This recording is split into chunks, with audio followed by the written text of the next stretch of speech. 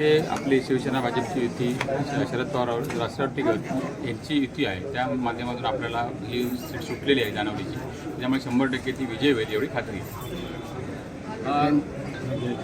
यांच्या माध्यमातून पुन्हा एकदा बघितलं तर शिवसेनेला आणखीन एक जिल्हा परिषदमध्ये पद मिळणार आहे, ते म्हणजे सभापती पदाचं. ही जी शक्यता आहे त्याबद्दल काय सांगा? ते पद, अध्यक्ष, उपाध्यक्ष, सभापती हे जे काही वरिष्ठ निर्णय देतील ते आम्ही सर्व पदाधिकारी म्हणून त्यांचं किंवा कार्यकर्ते म्हणून मान सन्मान ठेवणार.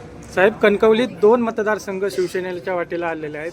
शिवसेना म्हणून पक्षाची स्ट्रॅटेजी कशी असेल आणि विजयाचं रणनीती कशी असेल? नाही, 2 जरी आल्या असल्या तरी 50-50 उमेदवार हे आपल्या जिल्हा परिषदमध्ये शिवसेना भाजपचे आहेत, युतीचे आहेत. त्याच्यामुळे 100% 50-50 जिल्हा परिषद सदस्य कसे निवडून येतील याच्यासाठी आम्ही रणनीती ठेवणार.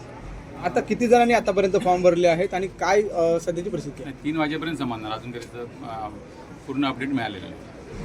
एकूण कणकवली तालुक्यामध्ये जिल्हा परिषदेचे 2 आणि पंचायत समितीचे 2 असे एकूण 4 जागा या शिंदेच्या शिवसेनेमध्ये तुमच्या शिवसेनेला मिळाल्या.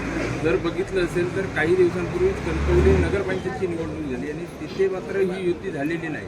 नगरपंचायतच्या युतीमध्ये न झालेल्याचा फटका बघून भाजपकडून या जागा आपल्याला मिळाल्या असं नाही, असं काय नाही. ज्यावेळी सन्माननीय आमचे विद्यमान खासदार आणि माजी मुख्यमंत्री नारायण राणे साहेबांनी पुढाकार घेतला की ह्यावेळी आपल्या जिल्ह्यातून युती व्हायला पाहिजे. राणे साहेबांचा सगळ्यांनी मान सन्मान ठेवलेला आहे आणि राणे साहेबांच्या पुढे कोणीही बोलत नाही. राणे साहेबांनी एकदा आदेश दिला, त्या आदेशाप्रमाणे शिवसेनेतले आम्ही कार्यकर्ते असो किंवा भाजपमधले असो त्यांनी सांगितलं की यावेळी युती व्हायला पाहिजे आणि त्याप्रमाणे मान सन्मानाने युती झालेली आहे. ही युती होत असताना ह्या युतीमुळेच कुठेतरी भाजपमध्ये बंडखोरी पण झालेल्या पाहायला मिळतात. म्हणजे शिवसेनेला काही जागा ज्या सोडल्यात, विशेष करून तुमचा बालेकिल्ला होता, तुम्ही सदस्य होता तो फोंडाघाट, त्या ठिकाणी पण बंडखोरी झाली आहे.